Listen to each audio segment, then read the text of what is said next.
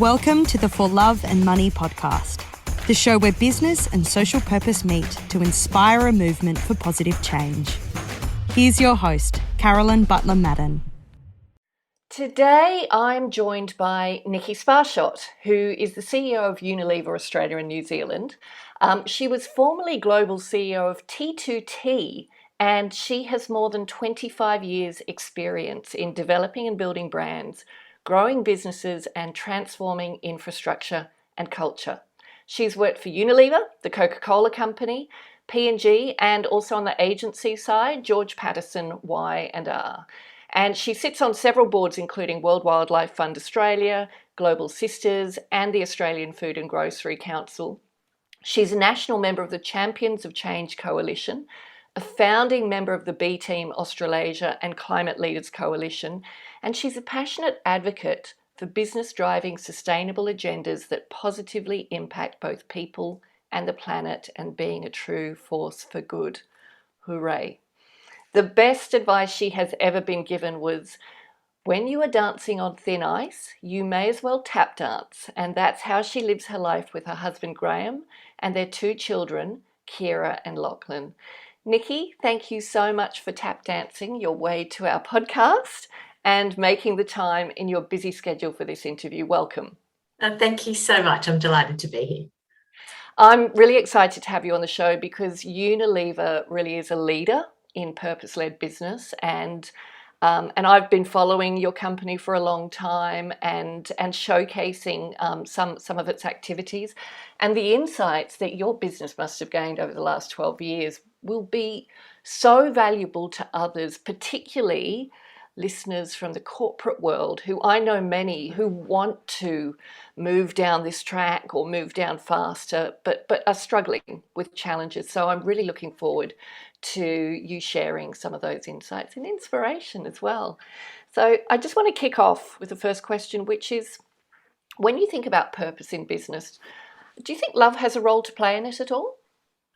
I think love is such a powerful emotion, isn't it? It propels us to do things which we didn't think was possible. It propels us to put others before ourselves. It propels us in times of difficulty to persevere.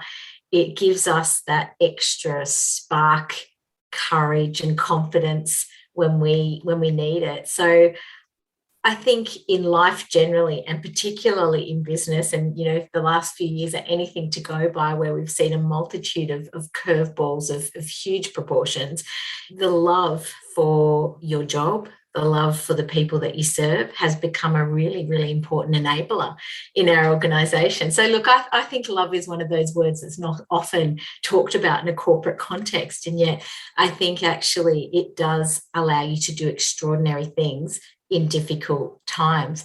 For a long time, I actually felt that one day I was going to opt out of the corporate world. I was going to go join an NGO and then I would change the world.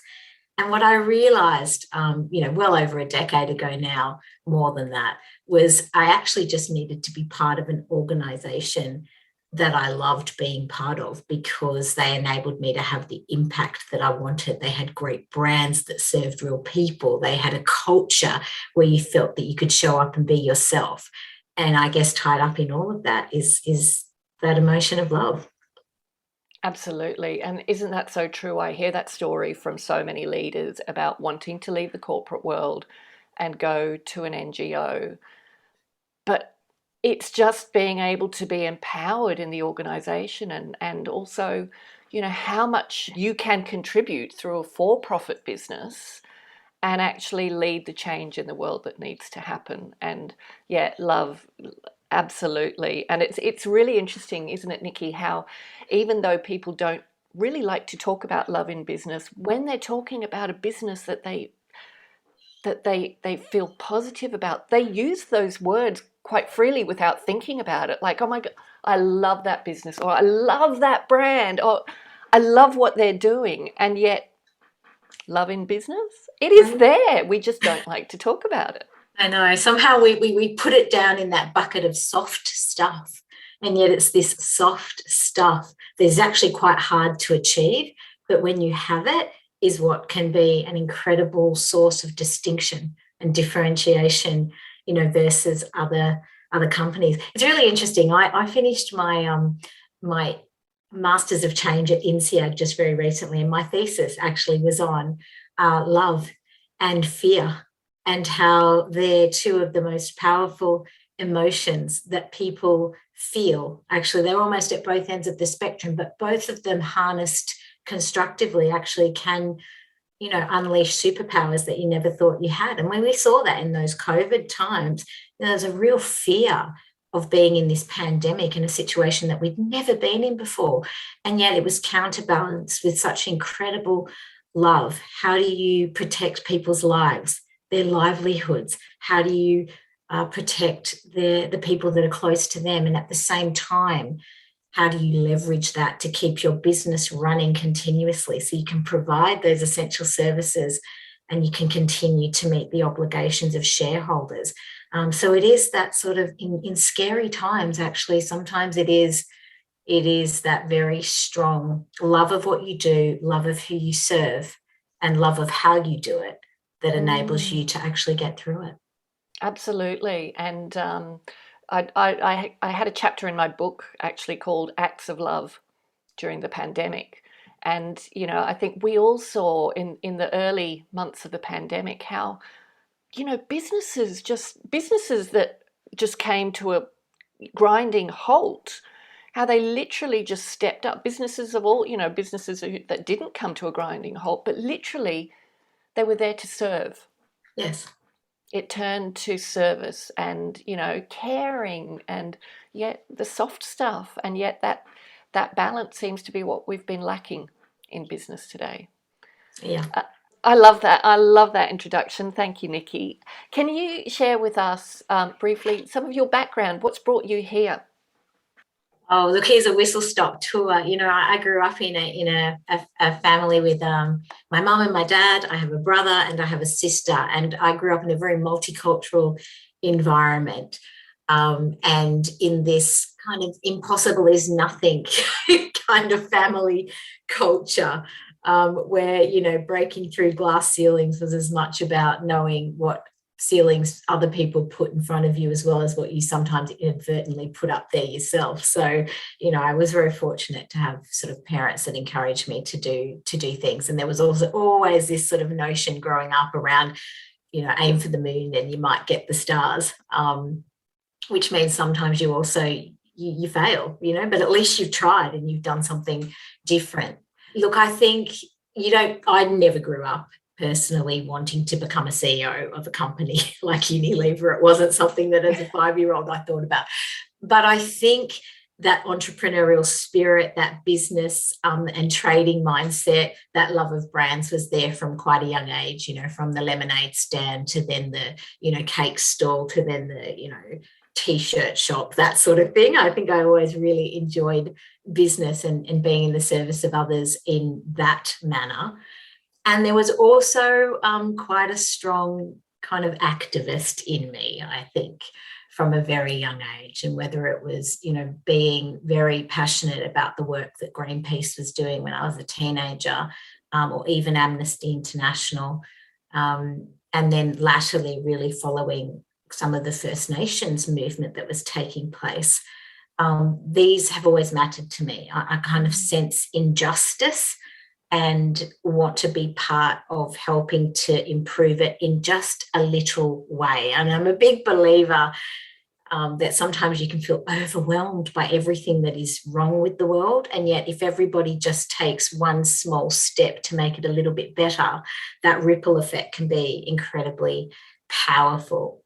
So I guess you sort of fast forward those two things, or the intersection of those two things, this sort of activist mindset where I really am passionate about what we can do to protect the planet that's given us so much and the community that in it. And at the same time, I love business, and driving profitable growth is something that's part of my DNA. And I really believe that both those two things can live comfortably together. And in fact, I believe they must live purposefully and constructively together if we have any hope of doing all of the things that, this awesome world is capable of.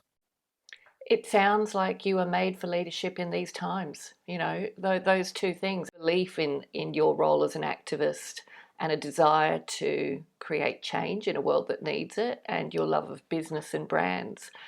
It feels fortunate for us that you have found your way to leadership, because I believe that is exactly the kind of leaders that the world needs right now. And you know what I think as well, though, is it's exactly the kind of children, teenagers, young adults that are really emerging. So we're seeing actually this shift take place in society at large. And so I think as a leader, that gives you this incredible opportunity to harness actually the momentum and the passion that is already there in a really important way. Because I mean, let's face it, as a leader, as a CEO in particular, there's very little that I can do on my own, right? So leadership is only as good as the followership that you have, and I really see my number one job to be done is to unleash the superpowers that sit in the organization. I kind of think about it a bit like a Marvel Avengers equivalent. There are people that have these incredible superpowers. They're all very different superpowers, but how can I make sure I understand where they sit, how I can bring them together in a way that allows us to do, incredible things. In crisis times, but also in non-crisis time. How can we use it to drive creativity? How can we use it to create innovation? How can we use it to be pioneering? How can we use it to use business as a force for good to help solve some of the world's wicked problems, but do it in a way that actually makes sense for the business that you're in? And I do think that's really, really important, is to be authentic about where as an organization you can have impact, and then use the core DNA of what you do to be an enabler of that, because I think that's when it actually makes most sense, but is also more easily achieved. Absolutely.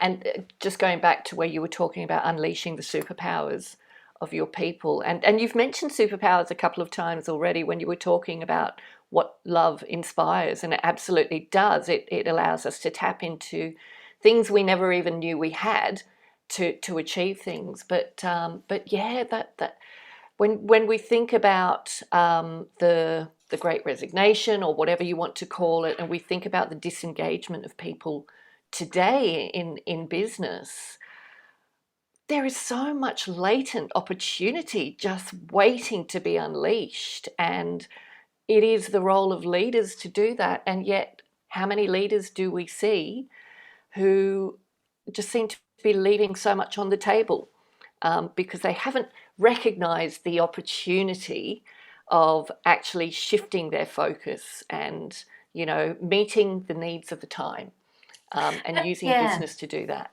I think it's just a shift from this traditional way of looking at leadership and organizations at large, actually, from this sort of chief atop a pyramid type structure to creation of a steerco of equals, sort of agnostic of function, of age, of hierarchy. What I've learned, and in some ways because I've had benefit, in some ways because I've got it wrong, right? So it's a double-edged sword.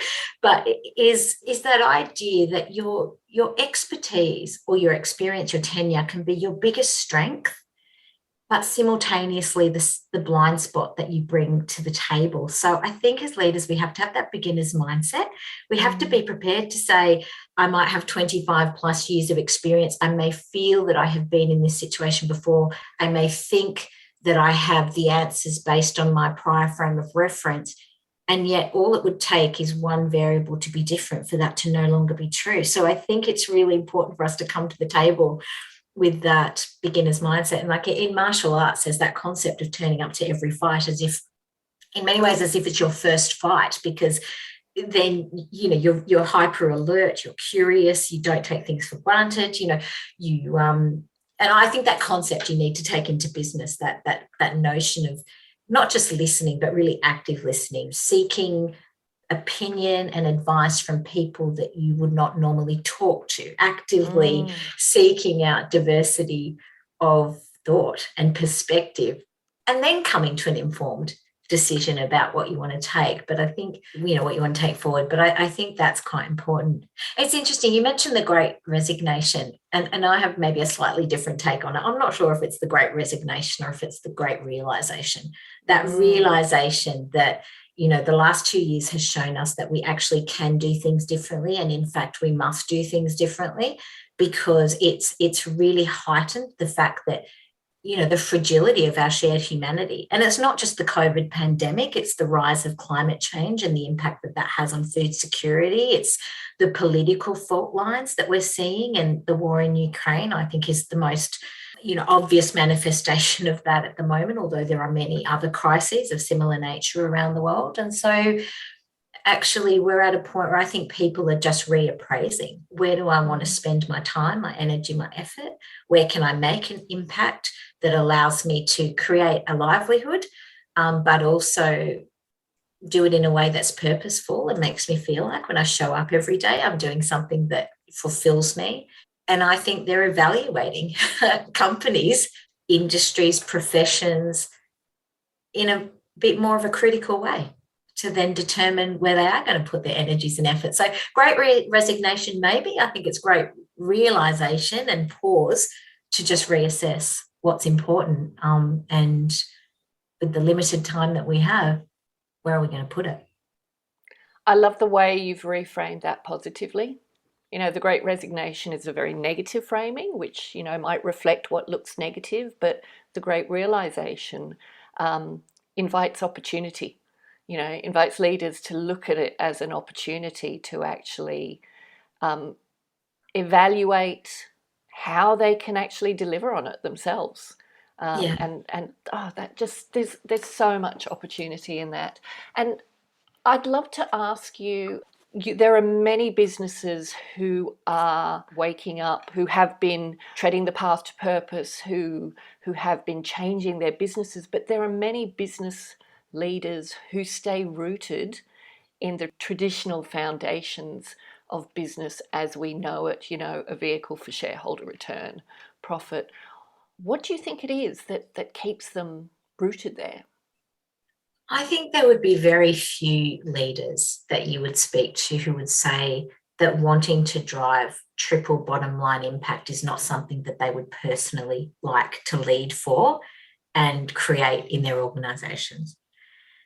The reality is that to make it happen is not easy. I think sometimes people fear what they don't know, and they look at the immense change that might be needed in order to be able to realise that. And Unilever's been on this journey for quite some time now, so for nearly 12 years. And we're not perfect in the way that we do it, but we've started it arguably a lot earlier than many other companies have. So we've got a few good lessons learned under our belt and some good track record, and also some good insight into things that we would now do differently with the benefit of hindsight. So I think the important thing is to not look at the opportunity cost that comes with doing it, but almost the opportunity cost of not doing it. Our consumers are demanding it more than ever before. Our partners and the ecosystem around us is conspiring to move us all in that direction. The investor community is waking up to the reality that this is also where good returns can be found. And, money talks, and if that's fine, if that's one way that gets people up in the morning and acting on this, then great. It doesn't matter where your motivation starts or finishes. It's what are the actions that you're saying, and what are the actions that you're taking to close the say-do gap. So many leaders say that this is important to them. What are you doing?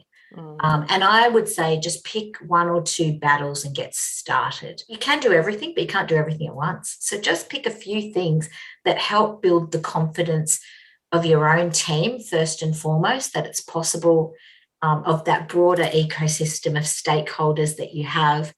And for many of us that have shareholders, also the shareholder community, that and demonstrate that actually you can drive profitable growth at the same time as having an impact on the planet and people. and there don't need to be an and or. In fact, there is huge power in the and. Absolutely brilliant.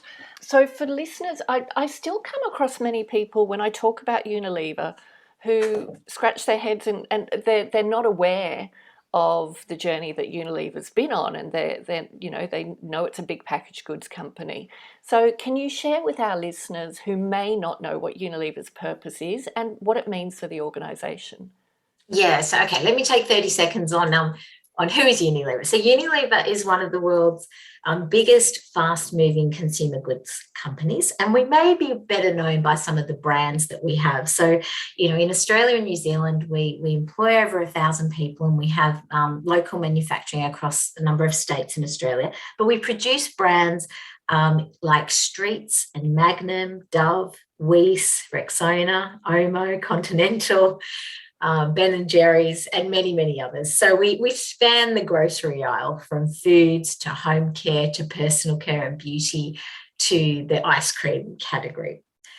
What's so exciting about that is across the globe, we reach about 3 billion people every day with our products. And Unilever is a company that was born, over 100 years ago. But this idea of purpose was very much in the consciousness of our forefathers. So if we think about Lord Lever, his mission was to democratize hygiene. He launched Sunlight soap with the intention of making sure that in Victorian England at the time, everybody had access to just a piece of soap that would be able to bring better health, better well-being, into their lives at that point in time. Another one was Sir Thomas Lipton, who wanted to democratize access to a good old cup of tea to everybody as a very simple pleasure in life that at the time was very much limited to the aristocracy. So this idea of sort of democratizing access was very much part of Unilever's DNA. Our mission, and it stayed consistent for many, many, many years, is to make sustainable living commonplace. And at the heart of that is to ensure that we produce amazing brands and products that people love and that make them feel better, look better every single day, but does it in a way that reduces the impact on the environment and, in fact, has a regenerative impact on the planet, and also contributes to a fairer and more socially inclusive world. So, I mean, if I summarise it for the team in Australia and New Zealand, it is consciously, deliberately having a triple bottom line impact. We absolutely want to have profitable growth. We have that obligation to our shareholders, but more importantly, when you are growing, it means more people are enjoying the brands that we love. And when we have profitable growth, it means we have more money to invest in our team, in the community, in the planet, in doing things in an innovative way, in pioneering, in thought leadership, and in taking up some of the difficult battles in being sustainable, because actually sometimes it costs more to do the right thing. And we want to be able to do not the easy thing, but the right thing. And so we need profitable growth in order to be able to do that consistently well. And it's about scaling your impact, isn't it?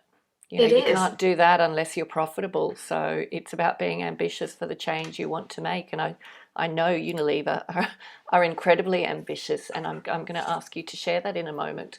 But I do want to go back, because earlier you talked about, the good that a business does in the world has to be credible, has to be authentic, and Unilever's purpose to make sustainable living commonplace. When you think you're a packaged goods company, the first initial reaction to that might be, what the hell? And yet, if you turn your focus to that purpose, which you have, that's where you can create so much change. You have enormous influence in that sphere. It's not a little silo thing off to the side that you're giving back to something. It's your influence, it's your everyday activities. And that's what I find so exciting about what you guys are doing. It's really using your business in the best possible way to create change. Yeah, I mean, what I love about consumer goods is we make everyday stuff for everyday people. But it does mean by nature that you can have a bit of everyday impact. But so too can the people that buy our products. And I know many of the people that we serve, I hate the word consumer, so the people that we serve that buy our products, they quite often say to us, I want to know what are the small actions I can take that allow me to also have a bit of an impact without completely throwing everything up in my life and creating, expectations and requirements that are just impossible for us to be able to do. So I think, the fact that we reach so many people allows us to have that impact. But so how does that practically show up in a consumer goods company? It all starts at home, right? So you need to start with your own backyard. So climate action is important to us. We've moved to 100% renewable electricity in all of our operations. And we're now working with all of our manufacturing sites to see how we can use much more renewable sources of fuel in those environments, and that has a really big impact on the planet. We move to hybrid vehicles and ultimately electric vehicles across all of our fleet in time, because that's going to have an impact when you think about sort of the logistics.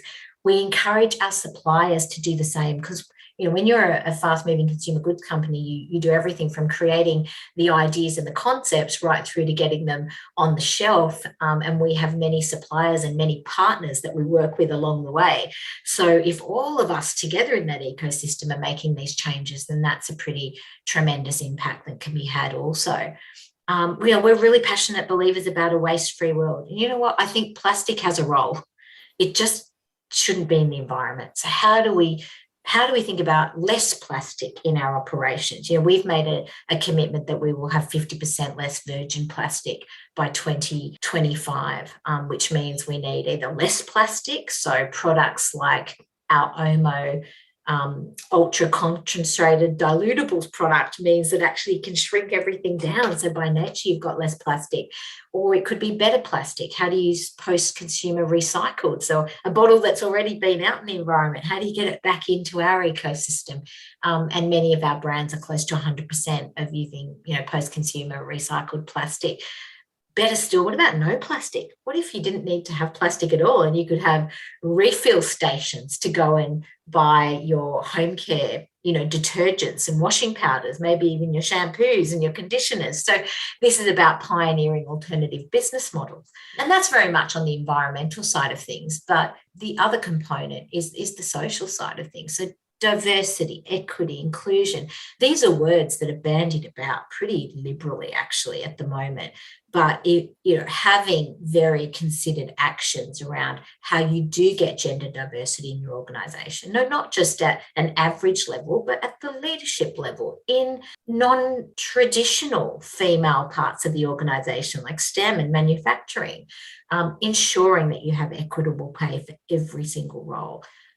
We've embraced a reconciliation action plan because we really want to learn from First Nations people. And I have to say, when it comes to environmental management, there is so much untapped insight and expertise amongst our First Nations friends that we certainly at Unilever want to be able to bring into our business. And also for us, it's about, Unstereotype Alliance is a partnership that we have. And that is really about challenging some of the norms that have crept into society. And I'll give you one example there. We've made the decision to remove the word normal from all of our products. Controversial move, according to some. But for us, it was a pretty obvious move, because what is normal for one person is not necessarily for another. So who defines what normal is? But it's quite easy to say, actually, this shampoo is for curly hair or for dry hair or for long hair. So getting just much more considered about benefits. So that's a bit of a whistle-stop tour, but it is about just bringing it right back to what is it that you do and how can you have impact that's relevant for the consumer and for the organisation and for the team who you're asking to sort of create magic to make this happen. Enjoying the podcast? If you're looking for more inspiration, head to our website, thecauseeffect.com.au, for more resources on how you can start using your business as a force for good. Or buy the For Love and Money book. Every copy sold allows us to protect 1 square metre of rainforest. Help us save 10,000 square metres by 2025. Your compass strategy, which is looking forward, I know you've talked about some of the things in there. It really feels revolutionary, some of the things that you're doing. And I guess it goes to the fact that when you are driven by that higher purpose, you don't have a choice but to think about, how to do things differently, which, you talked about being pioneering, but that's what drives that's leadership. It comes back to leadership, and the business is a role model for leadership, really, isn't it? Yeah, and for those people that might be listening that don't know what the Unilever Compass Plan is, it's effectively, what I love about it is 12 years ago, we launched the Unilever Sustainable Living Plan. And this was very externally published commitments around how we were going to do business differently, such that we could double our business but halve our environmental impact and reach 1 billion people in the process and help lift their lives and their livelihoods, which was a pretty audacious task that was set at the time. And it did really require a re-engineering of the value chain across many parts of our organisation in order to make that happen. What the compass is, though, and that was launched 2 years ago under Alan Job's leadership, so he's the current CEO of Unilever, was to say, rather than having a Unilever sustainable living plan and a business strategy, how do we make them inextricably linked? So our business strategy is embedded with the way we do business. And as you say, Caroline, that makes it then one and the same. It means that every choice that we make as an organisation, we need to ask ourselves, is it good for business and is it good for society? And if it's good for business but not good for society, well, that's not good enough. If it's good for society but not good for business, that's equally not good enough. We at Unilever need for both of those things to be true, to be able to deliver that financial return and that performance orientation, which we really pride ourselves on, and simultaneously do it in a way that has that positive impact on people and planet in equal measure. A couple of things there. So, you talked about the big goals, and I remember when I first read about Unilever's Sustainable Living Plan, and I read about those goals, and they were huge, like massively ambitious. And I remember reading that I think Paul Polman, who was the CEO at the time, said, look, we know these are crazy ambitious goals and we might not achieve them. But, it goes back to what you said, shoot for the moon and reach the stars. And that, to me, that goes against so many management principles, right? Have goals that are achievable. But it's like, no, we can't afford to think small, can we? The world we live in today needs solutions, and we need leaders who have big, ambitious goals, who can actually take us there, and that's huge. I think it's that interesting concept of set a really big, hairy, audacious goal and fall short of that. That's better than lowballing a target and consistently delivering it. And it goes so against our grain, of how we've been sort of, brought up in traditional organizational constructs. I think we're of a time, and I think this isn't just of today. I think this has been coming for some time, and some organizations have embraced it much earlier. But we need to be celebrating curiosity. We need to be nurturing courage. We need to be creating environments where there's space to experiment and sometimes get it wrong.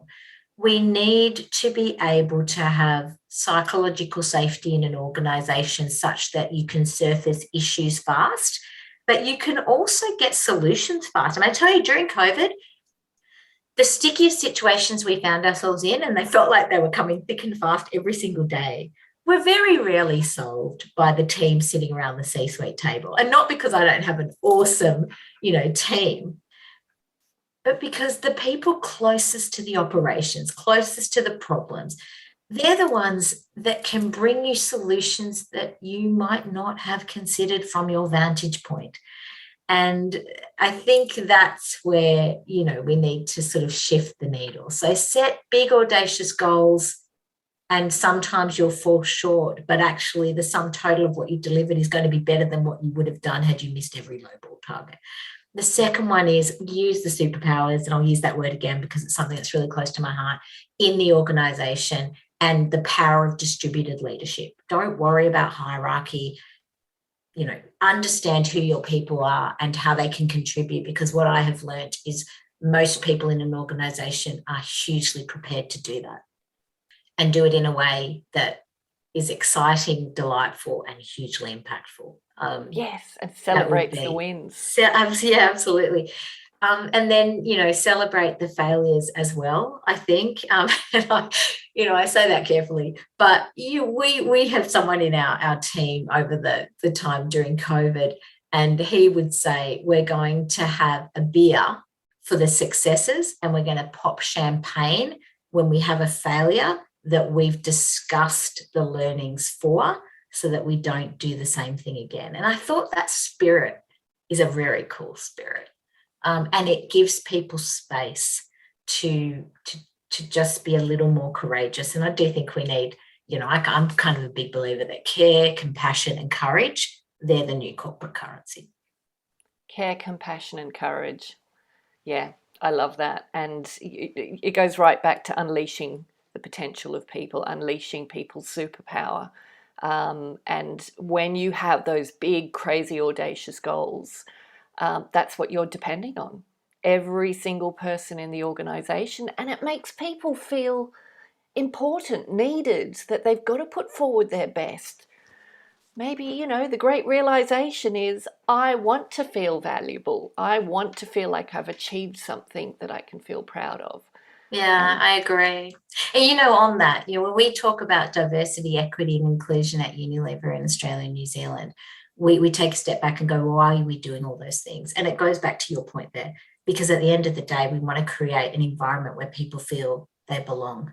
Actually, human beings, doesn't matter where you are in the world, what culture you're from, what religious background you have, there is this innate desire to feel part of a tribe where you can belong and where you can show up in your most authentic way. And that doesn't happen by chance. That has to be cultivated so that, people feel that is genuine. And when you can do that, then actually you're able to unlock a few things that you might not have been able to unlock earlier. That's a great ambition, I think. And I've no doubt it's not easy.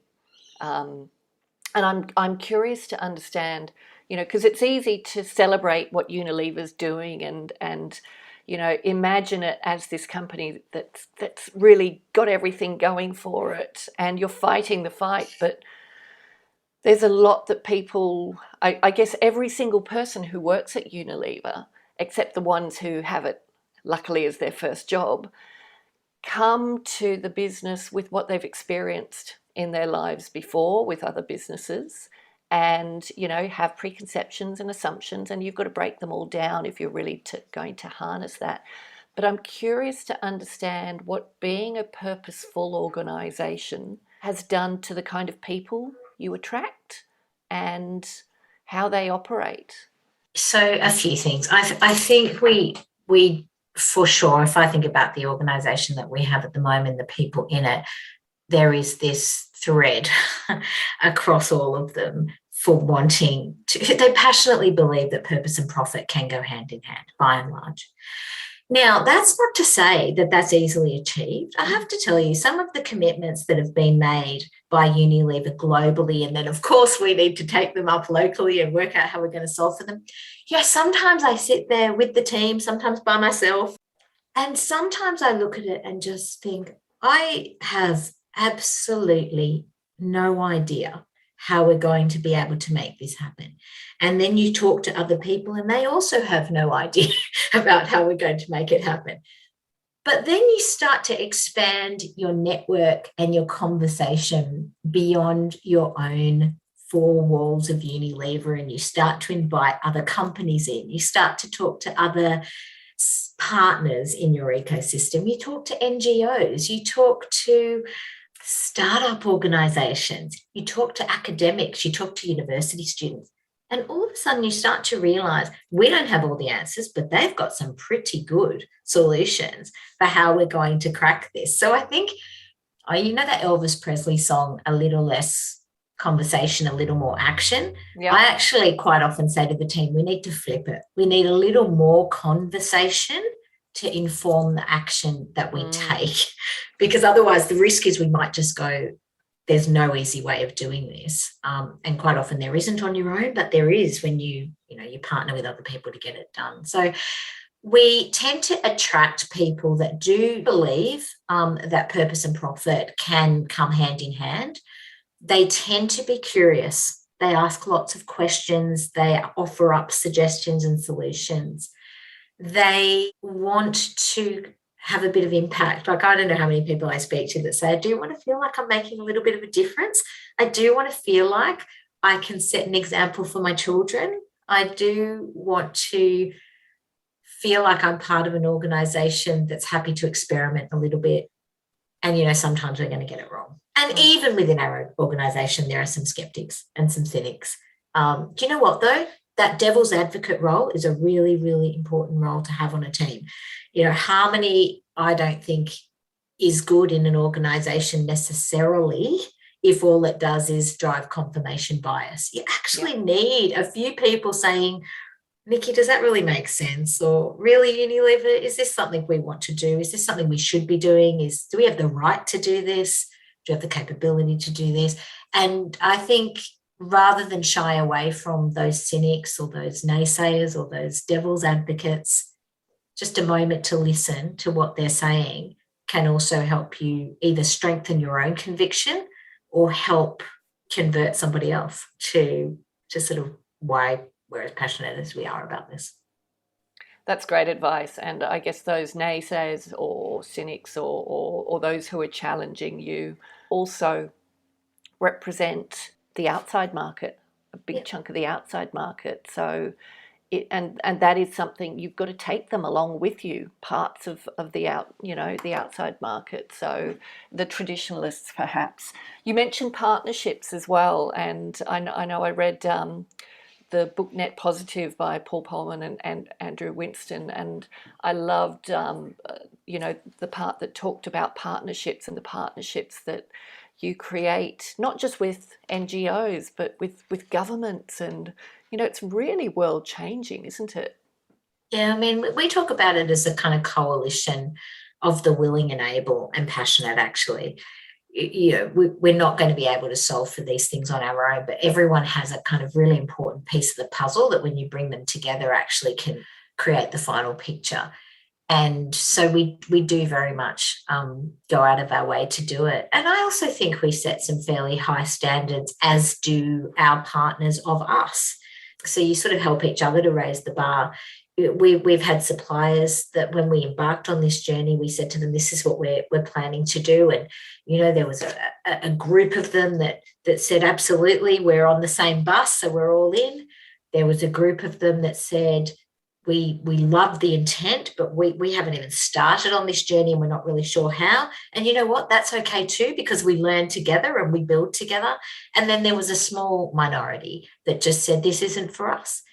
And we decided to part ways. And I think that's important as well. Conviction is important around this topic, especially when you have the naysayers out there. It's important to genuinely believe in what you're doing, be open to input, and to stay the course, because often it's not easy. And you need to have a shared vision for that, and your vision being a world where sustainable living is commonplace. So, yeah, that conviction is so important. Nicky, how does a company like Unilever balance profit and purpose? So we want to be a high-performance company that demonstrates to the market that you can be a strong financial performer and simultaneously be a force for good in society, both on the planet and on the communities that we serve. So it starts from a belief that both is possible. We don't want to be positive impacting the planet and society, but not delivering strong year-on-year performance, because actually that strong year-on-year performance is a measure of brand love, of how much people are choosing Unilever brands and products over our competitors. And what we're seeing more and more actually is that people are choosing brands with purpose. They are looking for brands that are sustainably made. They are looking for how products are sustainably sourced. They're looking for the impact that you have in your belief systems. You know, we're seeing that more than ever before.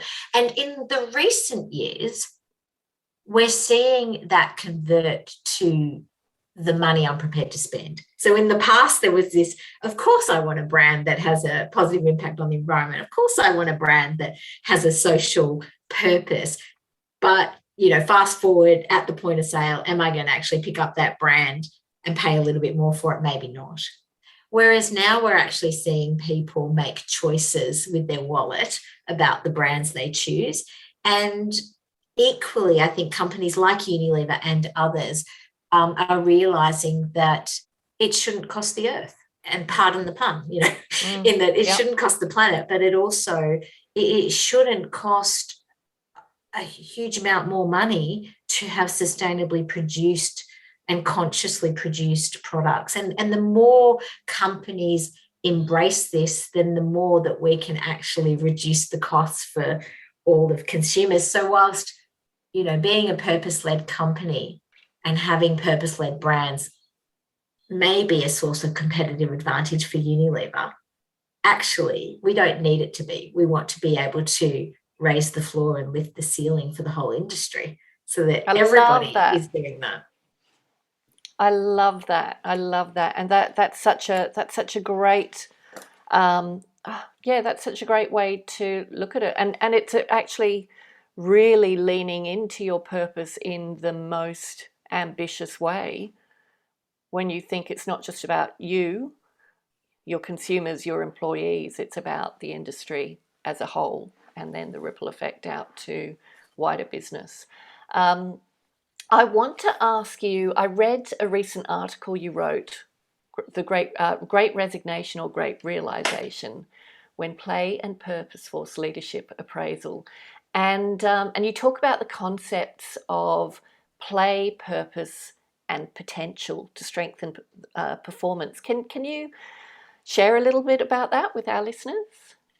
Yeah, look, I was privileged enough to listen to it's Lindsay McGregor actually, who was talking about the book, and she was talking about play, purpose, and potential as the primary motivators of people generally.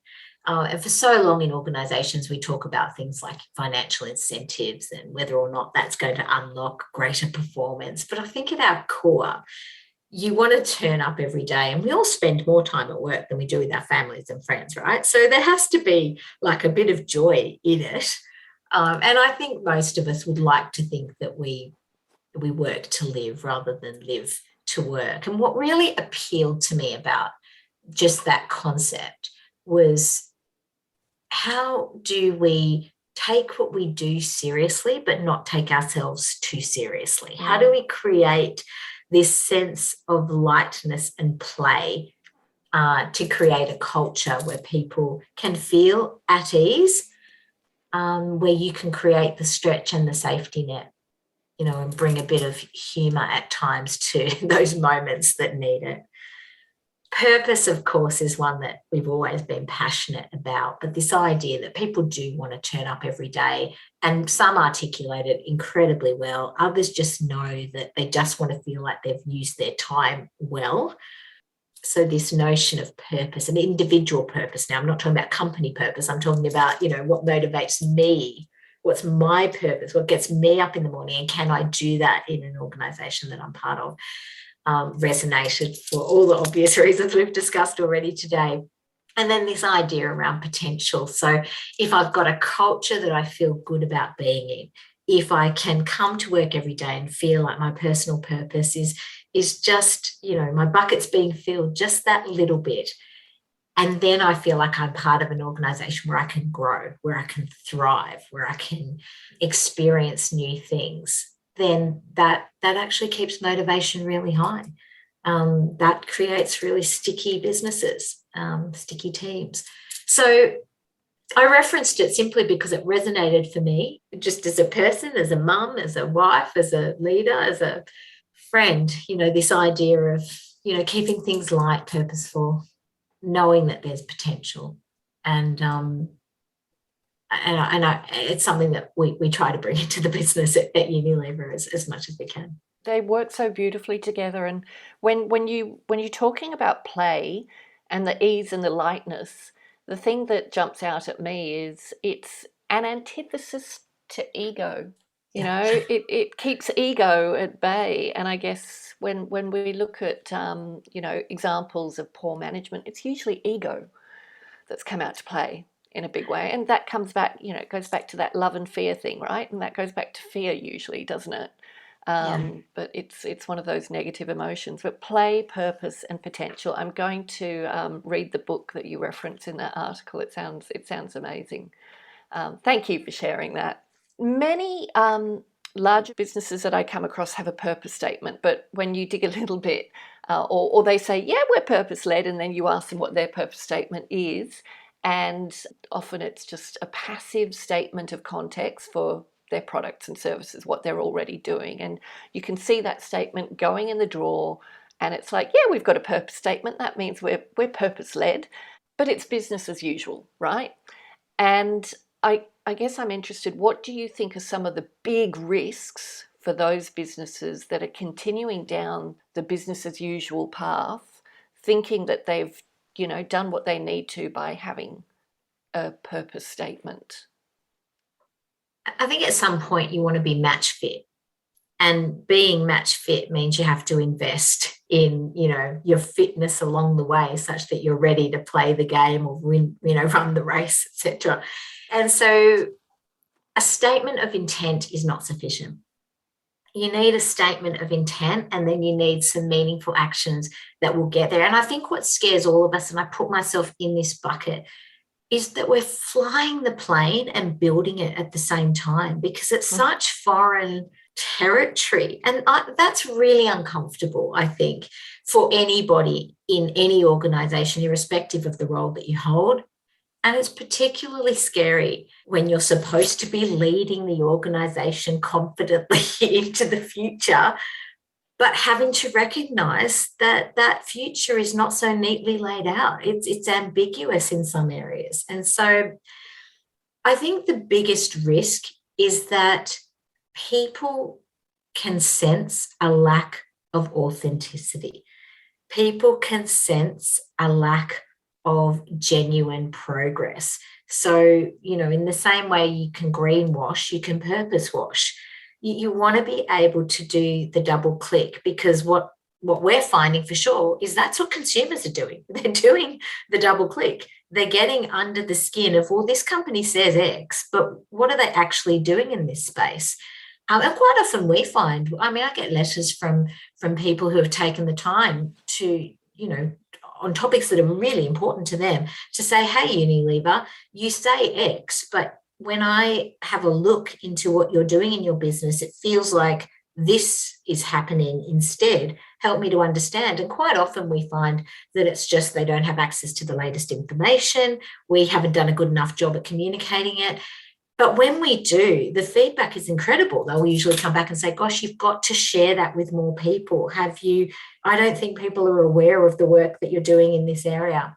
So I think the key is set the ambition high, articulate a few things publicly that you're going to do and get started on them.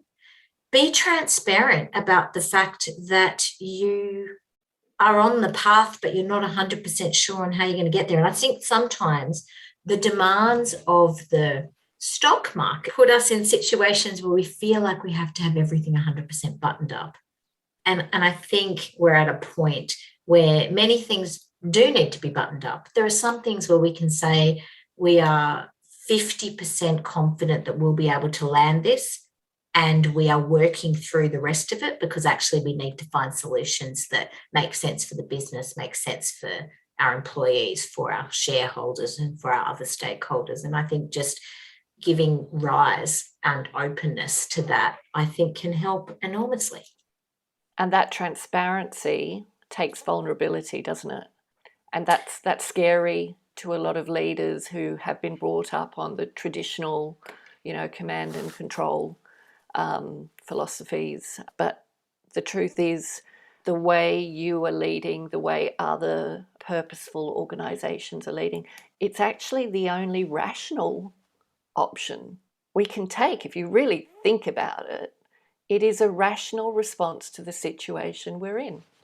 Yeah, it's an interesting one as well. So there's strength in vulnerability, actually. And I think at times, and I've felt it in bucket loads over the last 2.5 years since I've been in this role, and since we had to navigate some, bushfires and floods and pandemics and wars and inflationary environments, closed borders, you name it. It's been like a concentrated masterclass of everything you might want to experience in business. When you ask for help, people are prepared to help you. You just need to be clear about where you need help. I've been privileged enough to sit in in many forums with CEOs that lead a number of different companies across Australia and New Zealand and across different industries, and the generosity that sits in sharing problems and recognizing that the problems that we think are unique to our organization are not. They're actually very common. Sharing best practice in order to create next practice is quite powerful. But as you say, it requires you to be vulnerable about what you can't solve on your own, where you need help, asking for help, and giving generously when people ask you. Yeah, look, Nicky, I could talk to you for ages, but I need to let you go, so I'm going to wrap up. Thank you. I want to ask you to address a corporate leader who knows they want to go down this path, but just doesn't really know how to start. What would your advice be to them? For those of you that have kids, and for those of you who are surrounded by younger people in your organizations or outside it, take the same advice that you would give to them. You would say, give it a go.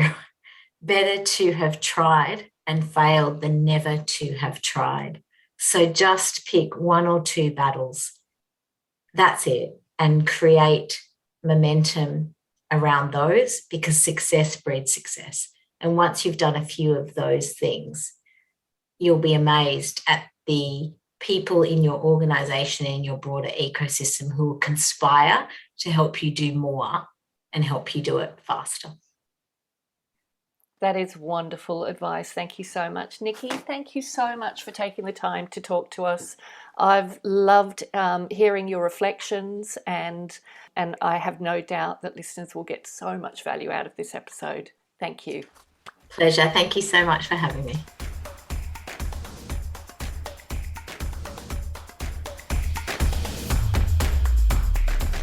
Thanks for listening to this episode of the For Love and Money podcast. If you'd like to take a deeper dive into the purpose movement, visit us at thecauseeffect.com.au. And remember, doing good is good for business.